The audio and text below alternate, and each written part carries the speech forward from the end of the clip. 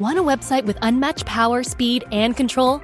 Try Bluehost Cloud, the new web hosting plan from Bluehost, built for WordPress creators by WordPress experts. With 100% uptime, incredible load times, and 24/7 WordPress priority support, your sites will be lightning fast with global reach. And with Bluehost Cloud, your sites can handle surges in traffic no matter how big. Plus, you automatically get daily backups and world-class security. Get started now at Bluehost.com.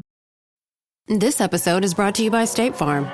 From your morning podcast to your afternoon playlist, State Farm knows you personalize your entire day. And that's why State Farm helps you personalize your insurance with the State Farm Personal Price Plan. It offers coverage options that help protect what you care about most at an affordable price just for you. Like a good neighbor, State Farm is there. Prices vary by state. Options selected by customer. Availability and eligibility may vary.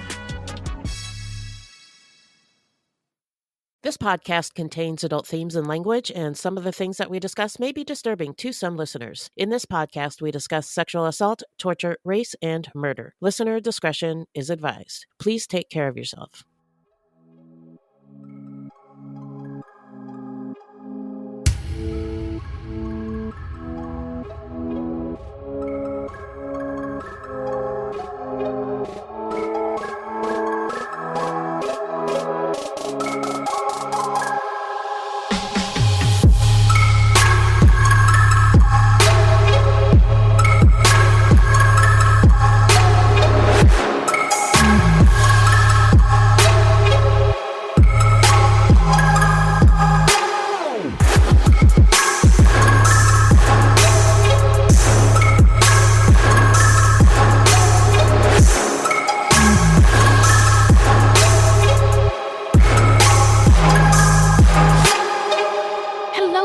And welcome to Fruitloops. Buiti binafi and bienvenidos, bitches. Thank you so much for listening. Yeah. Fruitloops is a podcast about true crimes committed by people of color and those who are othered and the victims, because there are, believe it or not, systems, institutions, and patterns in society that gatekeep this information. But we're going to give it to you straight, no chaser. The truth is, we're all capable of doing very shitty stuff. Yep. And all victims deserve to have their stories told. These crimes rarely get any public attention because, in the simplest of terms, the news is racist. Allegedly. And we are Wendy and Beth. She's Wendy, a Black Latinx woman, and I'm Beth, and I just happen to be white. Mm-hmm. Now, that's just a little piece of who we are. Oh, yes. But who we are not is journalists, investigators, or psychologists. We're just a couple of gals interested in true crime. Also, the opinions expressed in this podcast are just that, our opinions. So, who are we talking about today, friend? Well, today we are actually talking to someone. Ooh. Yeah.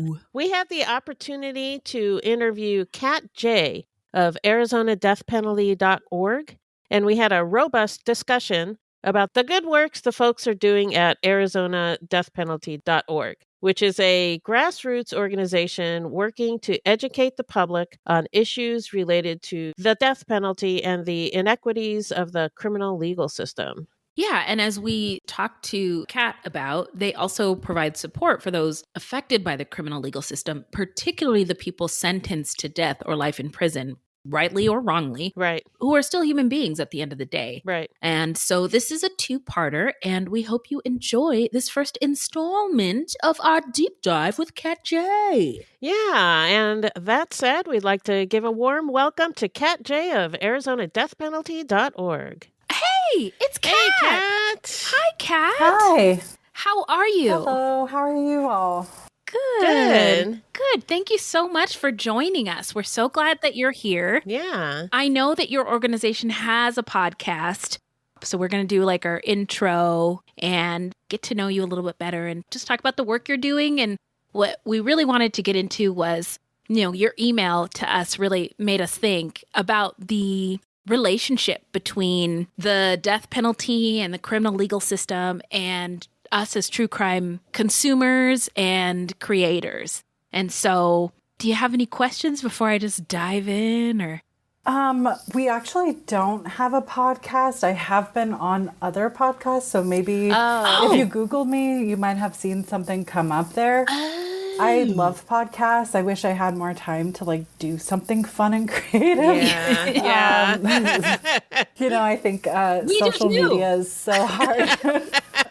So I very much value the content that y'all work on. It's obviously very intentional and thoughtful. I mean, really identifying some of the systemic reasons why crime happens is really difficult to unpack in a condensed amount of time. So it is. Yeah, it is. I listened to your podcast and I was like, y'all did it. I was very much into true crime before I got into like justice work full time. And after getting into it, your view on it radically changes because the system becomes more, I don't know, like this opponent rather than it becomes something like, oh, I see it's working. And the mechanisms... Your eyes are open. Yeah. The mechanisms and how it works are wild, particularly for communities of color. So like that aspect of things is like, whoa, there's 3 different systems here. There's one for the wealthy that never go to prison. There's one for white folks and there's one for the poor and everybody else. Yes. So just recognizing like, oh, I'm definitely in the bottom category. Yeah. It's just very eye-opening, and that most of our clients they were born in that bottom category and will likely die in that bottom category of not really understanding that the system was built against you from the beginning. If you are poor and don't have resources, then there's a certain pipeline that the majority of people can go down very easily and stay down, I think, in a very oppressive way. Yeah. We couldn't agree more, which is why we're so glad that you're here to chat with us and also shed some light on, for our fruities, our audience, about another aspect of the criminal legal system in the true crime world that we might not always focus on. I know we try to do it every episode on Fruitloops when we talk about, what are the things that may have contributed to all of this. But I think generally it is an important thing to be thinking about as a citizen of the world and as somebody who's interested in this kind of topic. So thank you so, so much. Real quick, just want to say welcome to everyone. This is Fruitloops. This is a special bonus episode. Buiti binafi and bienvenidos bitches. Thank you so much for being here with us and listening. All right, so Beth, I'm so excited about this bonus episode. Yeah, I know. We'd like to give a warm welcome to Kat J. of ArizonaDeathPenalty.org. That's right. So, hello. Hello, Kat. Hi. I just had this queued up. Welcome.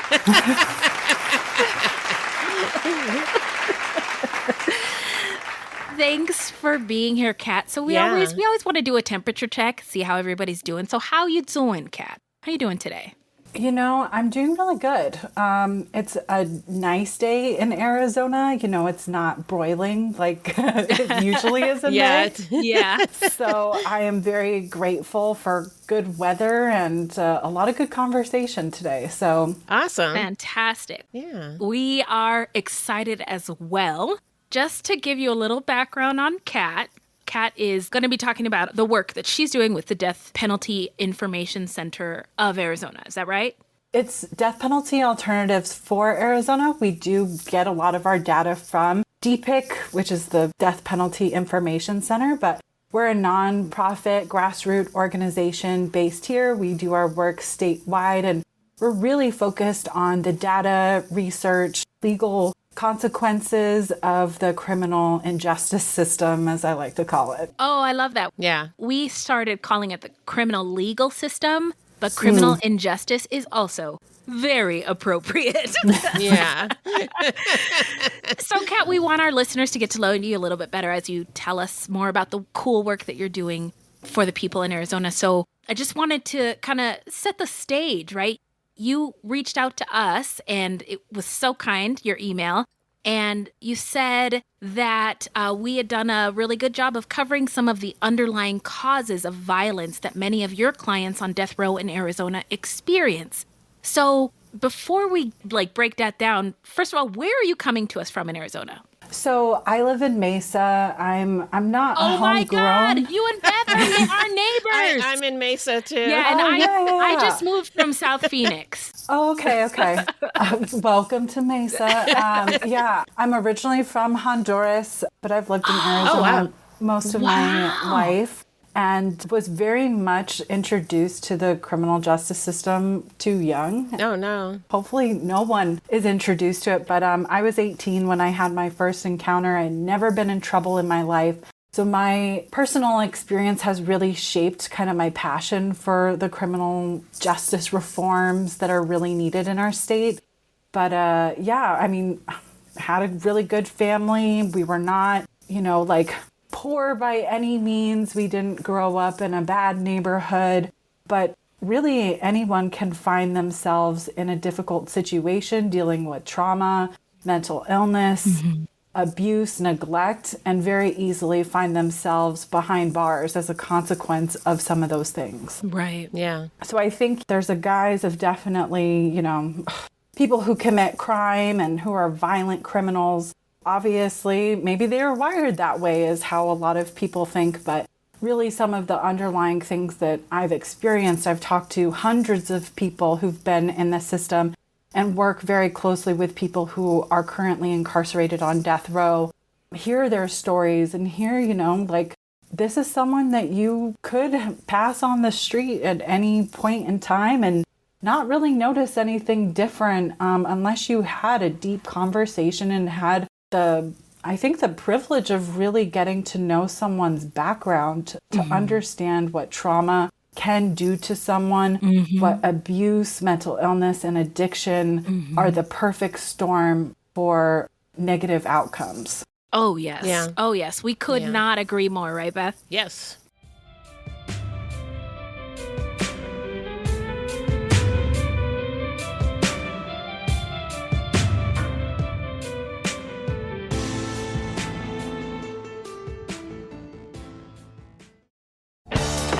Still getting around to that fix on your car? You got this. On eBay, you'll find millions of parts, guaranteed to fit. Doesn't matter if it's a major engine repair or your first time swapping your windshield wipers. eBay has that part you need, ready to click perfectly into place. For changes big and small. Loud or quiet. Find all the parts you need at prices you'll love. Guaranteed to fit every time. But you already know that. eBay. Things, people, love. Eligible items only. Exclusions apply. This episode is brought to you by LifeLock. It's tax season, and we're all a bit tired of numbers. But here's one you need to hear. $16.5 billion. That's how much the IRS flagged for possible identity fraud last year. Now here's a good number. 100 million. That's how many data points LifeLock monitors every second. If your identity is stolen, they'll fix it. Guaranteed. Save up to 40% your first year at LifeLock.com/podcast. Terms apply. So I guess breaking down what you said, who are your clients? Who are the people that you serve? So I currently serve 112 people, both men and women, who are incarcerated in Perryville, which is in Goodyear, Arizona, and Florence, which is also in Arizona. So our clients are currently serving death sentences. Some have just joined the row recently, and some have been there for 30, 40 years. Oh my God. So it's a very niche group of people who have very diverse backgrounds, varying ages, varying IQ levels, different mental illnesses. I mean, it's a little population. It's a town full of people who are from all different walks of life. So how many of you are serving these 112 people, or is that just your personal caseload? So our organization is small. We have a board of, I'd say I don't know how many people are on our board, but I'd say 8 people who are attorneys who provide legal advice and kind of shape some of the structural things within our organization.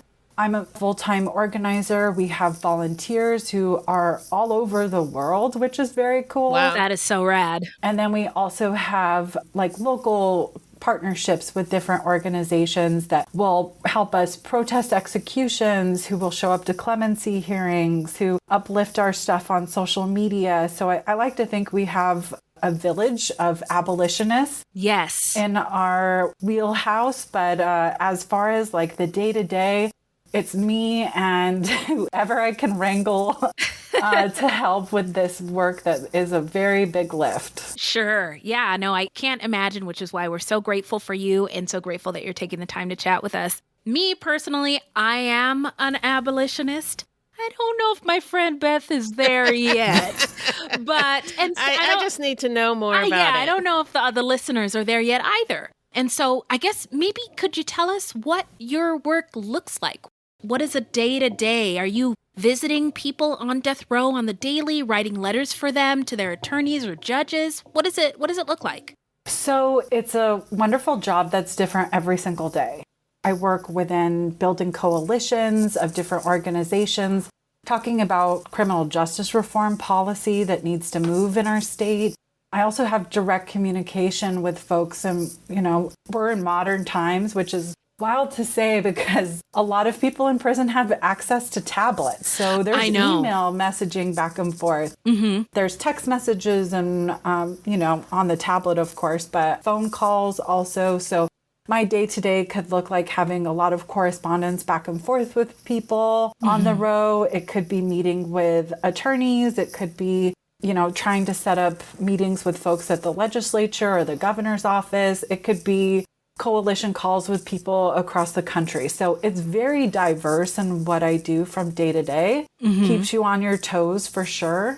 And it's 100% okay. I think it's actually better to talk to folks who aren't entirely on the abolitionist spectrum because it took me a while to get there. Yeah. It took me probably 6 years to get there.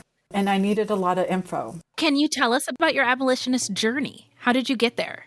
Well, very much like into true crime, definitely like, some deeper fascination about who is perpetrating these violent, awful offenses against human beings. How can we size up somebody like that? I think there's always a concern about personal safety. Sure. As a person of color and also a woman in a very conservative, scary state at some times. So of course, you want to have some accountability there. I also grew up with like very, very, very conservative family.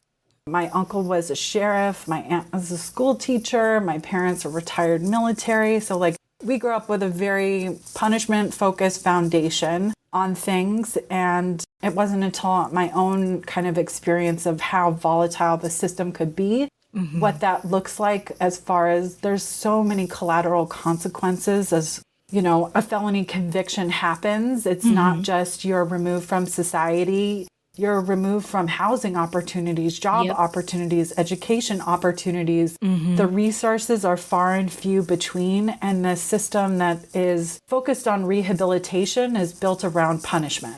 So I strongly have felt that I knew when my experience happened that I had to do something to ensure that this wasn't going to happen to somebody else. Yes. And it's such a difficult issue to wrap your mind around because violent crime, there's no justification around it. Right. I think there's things that can cause people to do that, but is it the best answer?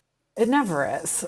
I think we're always taught that you shouldn't hit people, you shouldn't hurt people, Take things that don't belong to you. Yeah, if you don't have anything nice to say, words can also hurt. But there is a point in where I think people aren't raised with those values, have mental trauma that happens either early in childhood, later in life, physical, sexual, mental abuse. And that threshold for understanding like what you shouldn't do dissipates. Right. You start to care less about yourself. You also start to care less about the world and other people. So there's definitely things that I've seen that, and I've heard personal testimony from people who've caused harm that they realized after the fact when they were clear-headed, sober, medicated, had resources that they could finally take accountability at that point for what they've done. But I've also heard stories of people who have been innocent and wrongfully convicted. Right. And that in itself is horrifying because our system is built around, we get it right. Do we though? You know, no, we don't. We don't. Yeah. I wish I could say I get things 100% right, but let's all be Nobody honest. does. Yeah. We've run a stoplight. We haven't paused, you know, when it was yellow. You know, I think there's little things like that we all can find ourselves breaking the law at times. It becomes a very big, you know, scope of things that become, okay, well, I've done this, then I can do this, then I can do that. The escalation of crime definitely is something, there's a lot of psychology behind. So you serve people who are on death row. Those are your clients, not the judges, not the attorneys, right? Yeah, I would also say another group of folks that we're really trying to build relationship and support for is also victims of crime. So often they are left out of conversations. They are not brought to the policy table. Their stories are weaponized, and people who are really hurting and that anger has festered are put in the spotlight to tell, you know, the worst, most horrific thing. And you can hear that hurt. Yeah. So just a brief consolidated amount of information about victims services in Arizona is they're all attached to prosecutors' offices. Right. Out of 15 counties in Arizona, 14 of them are attached to prosecutors' offices. Is that good or bad? I think that's bad because not all people want to report a crime. Not all people. A lot of people know the person who hurt them or, you know, committed a crime against them. A lot of crimes are committed by people that you know. Right. And are the police the first folks you want to turn to on that if you need help for me, sexual it's a trauma, mental health? Yeah. It's a no for me. Yeah. So you said 14 out of 15? Yes. What's the 15th? So Yavapai County is the one county in Arizona that has a separate kind of victim services group. It's a nonprofit that supports folks, regardless of if they make reports to the police or not. You can get help from them directly. But all the other counties, if you want victims advocates, if you want access to those services, you're going to have to work with a prosecutor. You're going to have to file a police report. You're going to have to start, you know, that legal process to get support. That's terrible. Which can get out of your control very quickly. And so if you were just looking for help and for justice, you should be able to get help without, you know, any strings attached. Yeah, strings attached, but also, like, again, it can get out of your control as the victim. Exactly, like they can decide we're taking this all the way and going straight to the electric chair with this case when all you were like, I just wanted them to say sorry. I just wanted them to get to know my loved one who they harmed or whose lives they took. I just wanted them to learn or find ways to be a better human. I didn't want them to get the death penalty. So yeah, it is out of your control once it turn goes it into over. the system. Yeah.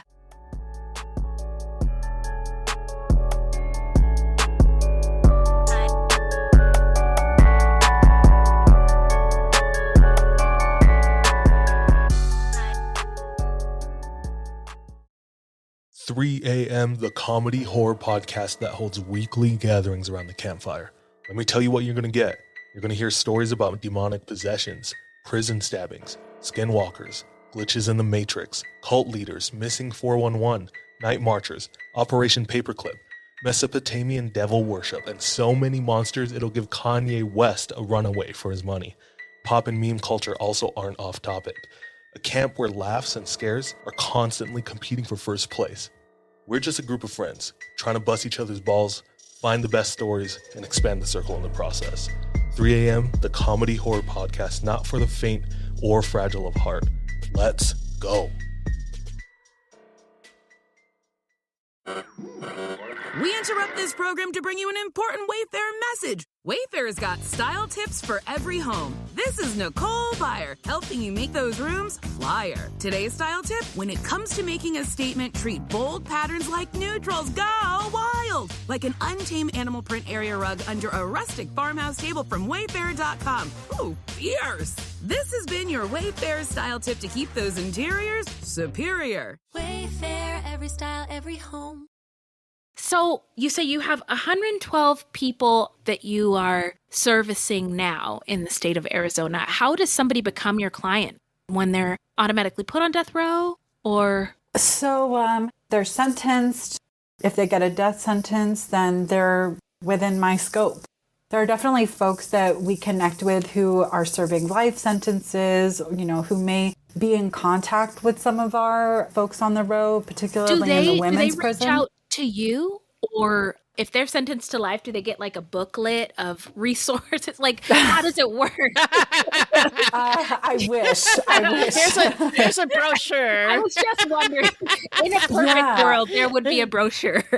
So, I think for how it started for me on this outreach kind of dialogue that I have with folks is one, it started years ago now that we had a client, and I call all of our folks clients because I don't like the term prisoner. I don't like the term inmate. Mm-hmm. These are folks who need representation. Yes. I'm not here to speak on behalf of them. I'm here to advocate for life. At the end of the day, that is what my job is to preserve life. Mm-hmm. I think...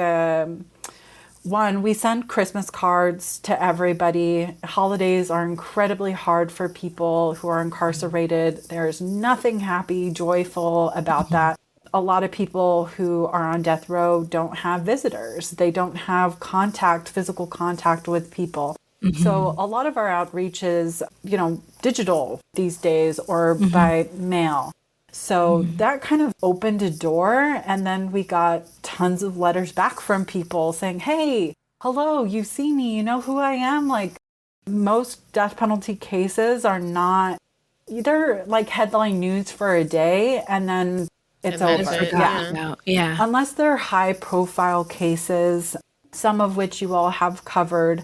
Those names kind of linger in society's minds a little bit more, but generally, after sentencing, they're forgotten and they basically will live 20, 30, 40 years on death row before you ever hear their name again, which is when an execution is going to happen. Right. So our conversations started with Christmas cards, and then I started thinking about, a lot of people I know spent their time reading. Mm-hmm. Reading is such a powerful tool to educate yourself, to better yourself, to learn skills. Mm-hmm. So we started a reading program called Reading on the Row. So we will send any books that are educational, self-help, entertaining, as long as they're approved by the prison, to people on death row at no cost to them. Wow. Most of them are not, working jobs that pay any kind of money. Prison wages are anywhere from 15 to 25 cents an hour. So they're not able to access things from the outside very accessibly unless they have somebody on the outside. Right. But what we found is that I couldn't believe this when someone told me, but if you've seen the Shawshank Redemption, the guy who's coming down the hall with the cart of books, that is how they're distributing books still. In 2024? In 2024, yeah. Oh my God! So there's some guy like Brooks, scooting this little cart around of random books that comes every couple weeks, and if they have money, they can buy books on their tablet, but most folks don't have that. So I'm like, what the hell? There's got to be. How can you improve yourself if you have one little cart of books to choose from every couple of weeks? How can you develop anything about yourself? How can you? So I knew that was a lifeline. And perhaps that's the goal. Yeah. So thank goodness for y'all. Well, we knew rehabilitation is, to me, that is the biggest guys in the world. That's what prisons are built to do. That's what they're built to do. But what does true rehabilitation look like? And do you have any thoughts on how we can get there as far as prisons in America or in Arizona are concerned? Yeah, I'd say America's a bigger issue. Yeah, no, don't worry about that. We're losing. So let's just focus on Arizona. Yeah, I think that's a great question. And a lot of it has to do with really looking at the systemic causes of crime. What is it that makes communities safe? What's the idea of community safety that's really failing here? Because police budgets are in the billions of dollars for Phoenix, which is never outrageous. Could you imagine? Wait. Did you say that the police budget in Phoenix alone is in the billions? Yes. Oh my God. I hate it here. What? I can't believe that. I can't believe that. Yeah, and we're in a $2 billion deficit as a state. So when you're thinking about money and you're thinking about crime and, like all these things that are very sensationalized in the news, is what we are doing working? Do you feel safer? Because I don't, in my neighborhood. No. We look at each other and go, I got you, you got me. That's how I feel safe, is that I know my neighbor is going to get here before a police officer is. I know my doorbell camera is going to catch that guy if they're messing with my car. Right. Little things like that give, I think, communities a better sense of safety than it is having an authoritative figure with a gun who is likely going to assault or kill somebody, violate my Miranda rights. My constitutional rights are going to be, in question here. I think really you can't talk about reducing prison populations until you talk about identifying why people are committing crimes, why people are using drugs, why mental illness is unchecked. Yes. Those things are the root of the problem. And then if we build more prisons that lock people up, that doesn't make us safer. Right. It is the illusion of safety. Right. Those problems are still there. No mechanism created to try to fix them. Just a box to put people in. Just putting a bandage on something without actually treating or making it worse. Making it worse. Putting an old dirty bandage. Yeah. So what obstacles would that's your mission, right? Is to help people who are on death row, help them make it through, give them books. How are you reaching out to their community, their family members? Are you able to put them in touch with loved ones that they may have lost? Or are you guys stepping in as the loved one, as the community member on the outside? First, it's variable for some people. Some of our clients have been on the row so long. We have people whose family members are in the midst of dementia. Their loved ones might not remember them when they call anymore. We have people whose family has all passed away. We have people who are ostracized from their family because a conviction like murder can traumatize both sides of folks who are directly impacted as victims and their family goes through hell. And on the other side, there's also a family attached that also goes through hell and is very stigmatized by that association. So it's not, we very much respect personal autonomy. And when folks reach out and say, hey, can you contact so-and-so or can you look up this for me? We very much respect privacy on both sides.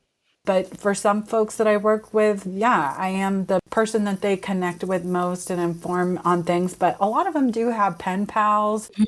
A lot of them have good relationships with their attorneys, so there are different support networks within kind of their ecosystem already. But our role is also as like policy advocates and really addressing and educating the public on the inequities of our system. Thank you. That's the broader aspect. Say more about that. What does that part of the work look like? Well, one is really a lot of research and data into what's the composition of our death row, who's most impacted, how much does this cost? It's one thing that I really just am still in total awe about after working this job. I'm on year 3 now. But one thing I just never heard talked about was how geography deeply impacts the outcome of a sentence. Tell me more. So you think a homicide is a homicide, right? Like, the punishment's got to surely be the same wherever it's committed. Right. It's not, though. Oh, God. So based off of how much money a county has really determines the outcome of a sentence. So I'm not going to like this stat, am I?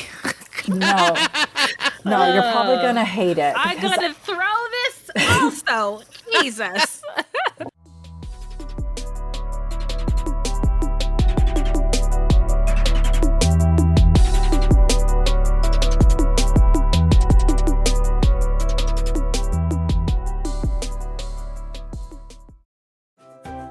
Is the pressure of your wedding day being perfect from sunrise to sunset weighing on your mind? Planning a wedding is stressful. But guess what? We are here to help. On the Bridezilla podcast, we celebrate love and help you plan your wedding day. We're all about keeping it real and having fun every step of the way. So whether you're just starting to plan or counting down the days, we're here to help you stay cool, calm, and collected.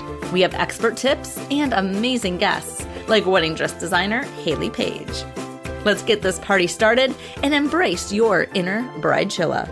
Listen to Bridezilla wherever you get podcasts or visit us at thebridezilla.com. So Maricopa County, definitely most populated means most money, most tax dollars, right? Well, it's also the biggest perpetrator of death sentences in Arizona. You look at some of the other surrounding counties and go, wait a minute, don't murders happen in Pinal and Pima and Mojave? Yeah, they do. Crime happens everywhere. But if you don't have the money to pay for a capital trial, and all of the appeals and everything, you're not going to get it. Yeah. So, I think that's so crazy to me, because you're telling me then a family who might get the option of the death penalty, well, they don't get an option. I shouldn't say that. It's imposed upon them? Yeah. The options. Yes. The county attorney makes those decisions, but 50 miles difference between like a county line is going to determine what happens, and whether you spend 40 years in court and appeals and all of that is what a death sentence really looks like, versus you go to court, this person gets sentenced, it's a life sentence, you're done. Like, that's crazy to me, because you're telling me that geography and the amount of money within a county determines what the options are of sending someone to death or them serving life in prison. And one costs significantly more than the other. So, like, is there an incentive for governments and district attorneys and prosecutors to sentence people to death because of the revenue that it might generate for that county and state? It's not that it generates revenue. I'd say it does the opposite. The people who are making money in this are... I'd say attorneys, because it's certainly not the victims of crime. There's a $25,000 cap on victims' compensation in our state. That's all you get for the entirety of your life to cover funeral expenses, mental health, maybe relocation if you need it. It's not enough, especially if you have a big family. That's, you can do the math to figure out like what a family of four might. What's that going to do in the long term for mental health services, social services? And how do they determine who's a victim? Yeah. Because, maybe your husband was murdered, but aren't your children victims? You're a victim because your husband was murdered, but your children are victims too. So, how do they decide? Right. Yeah. There's a whole process for victims' compensation that is complicated and I think a little biased, but honestly, it costs taxpayers at least a minimum of $1 million+ for just the trial of a capital trial. Yeah, I'm not surprised. Wow. And that's just the trial. You haven't even gotten to the appeals, the special, investigator people that come in. By the end of it, you're looking at maybe $3+ million for all of it said and done. And this person who, is the perpetrator, the offender, is sitting in prison, which could be a life sentence, and it could have all been over for the family. Right. what has this all been about then? Yeah. And in my research, I've learned that sometimes these trials re-victimize the family. You know, they have to go through this trial. A lot of them would rather have it done and over with. Yeah. And then also, you know, I imagine that there are probably a lot of obstacles in you being able to accomplish your mission. So what are those obstacles? I mean, besides money, like, have you asked Jeff Bezos yet? Yeah, if Mackenzie Scott is a listener. She's out here doing good things, girl. I know. I'm like, she's girl, giving if you hear this. The book program could use a little bit more funding. I need a couple zeros added to the checks. Many zeros. You know, some of the obstacles are, one, there's a huge stigma with this issue because I think, you know, you associate yourself to a really tough topic and people are like, oh no, you're either crazy religious and you're coming at it from a biblical standpoint of, you know, some of the rhetoric and the Bible. And there are folks out there that are very passionate about eye for an eye and all of that. Yeah. I grew up in an atheist household, so that's not my box. Not an issue. Yeah, that's not for me. Also, eye for an eye is First Testament, not the Oh yeah, we don't have to do that anymore. Yeah, the first iteration, right? Yeah, the first iteration. Before the rebrand. Exactly. The rebrand. But it really comes down to talking to people about data. That is the most powerful tool. There's, you know, data can definitely, I think, be this tool that educates people, that informs people in a way when you start talking about the cost to not only us as taxpayers, but also the cost to families on both sides of this issue. Yeah. And also, you think about how much time and energy is spent in the court system, you know, for judges and county attorneys and public defenders. They could be spending their time on something else, you know. It takes a significant amount of time. And that is by far the most valuable asset we all have is time. We can't buy more of it and we can't get it back. Right. So when you think about how much is just tied up into this system and trying to explain how complex this whole issue is from both a racial, economic, religious, political place, there's a ton of obstacles there, but I am very much a believer in the collective power of knowledge. And the more people are informed about something, the more they can begin to question it. It's not my job to radically shift you from going from I'm 100% for it to, you know what, throw it away. You convinced me. Yeah. Very rarely does anything like that happen. That doesn't, and it doesn't work when you try to convince people, like just beat on them to. Yeah. But this is right. This is right. This Just is right. believe me and go with it. Yeah, like it never works. Yeah, I would. You are really like chill, and this is a really not chill topic. So how do I have so many questions just about like how you do this work. How do you do it? How do you do it? I mean, I imagine that it's, I guess maybe the simple answer is I humanize everybody. But how do you, people might ask you, how can you help the perp? And how can you also want to help the victims? Like, how do you, is the H word the answer? Or is there more to it? I think one, it's honestly been a question I've thought about a lot doing criminal justice work is how long can I do this for? Because it does take an emotional toll, a physical toll on people.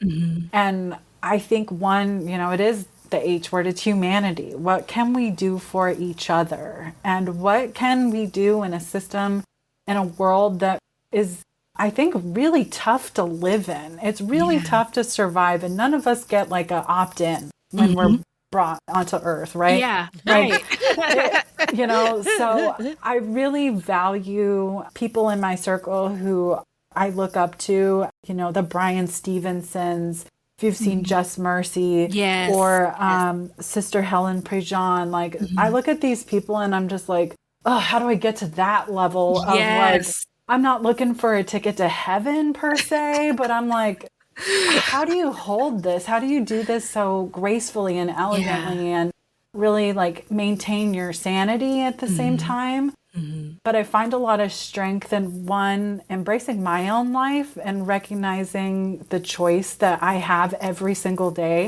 Do I want to go to my coffee shop or do I want to make it at home? You know, like just that simple choice is something that is so taken from you.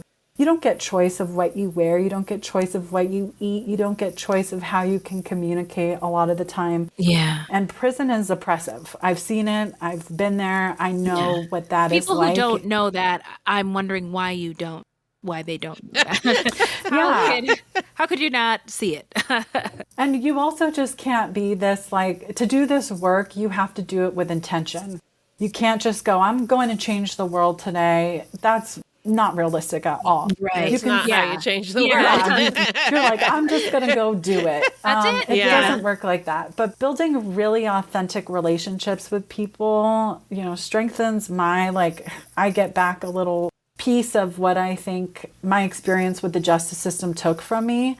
I realize that there are so many people out there who just need to have a conversation to be informed about these issues. And I also recognize hurt. Yeah. I know what it feels like to be hurt. I know what it feels like to be victimized.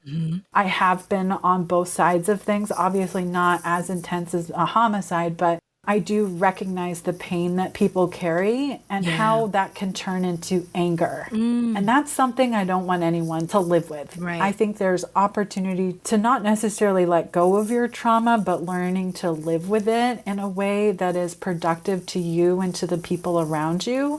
I also recommend a really good therapist, you know. Amen. Get one if you can. And if you can't, get on TikTok, you know. Yeah. Well, that is it for this episode. Please join us next week for part 2 of this fascinating interview with Kat J of ArizonaDeathPenalty.org. Beth, where can the people find us? Our website is fruitloopspod.com, and we use Fruit Loops Pod for all of our social media. The footnotes for each episode can be found on our website. Plus, check it out for the different ways that you can support the show. Also, join us on Patreon, where we have literally hundreds of hours of bonus content. You can also support us by supporting our sponsors or by giving us a 5-star review. 5 stars only, please. Also, don't forget to subscribe. That's right. Now, listen close. This is a weekly podcast and new episodes drop every Thursday. So until next time, look alive, y'all. It's crazy out there.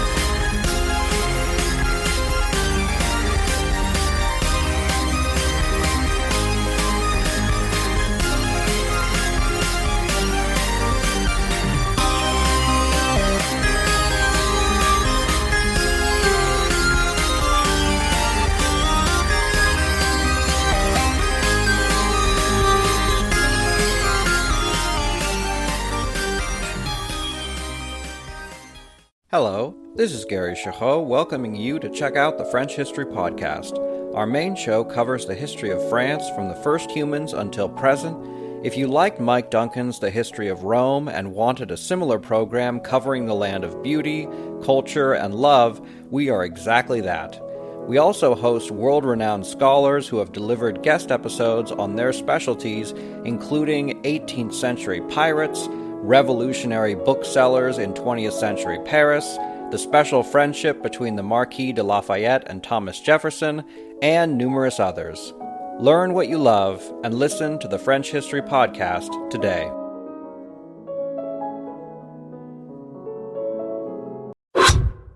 So when the scammer uses the hypnotic method of building rapport, then they create dysfunctional, delusional reality. That's how a scam begins, convincing the mark that it makes perfect sense to hand over their money to a con artist. The Scams and Cons podcast tells you how scams are run You'll hear how people are convinced to buy fake art, buy machines that print money, or steal your house. I get a phone call from my wife, and she let me know that they had decided to move all our stuff out. I could no longer do anything about it except go through an eviction. And you'll hear it from the experts, people who run the cons. So we go to your bank, you go in and get $6,000 cash, give us each $3,000, we give you this. You go home, and what you find out is cut up newspaper. It's fun to know how the trick is done, and that's what Scams and Cons is all about. Listen at scamsandcons.com or wherever fine podcasts are found.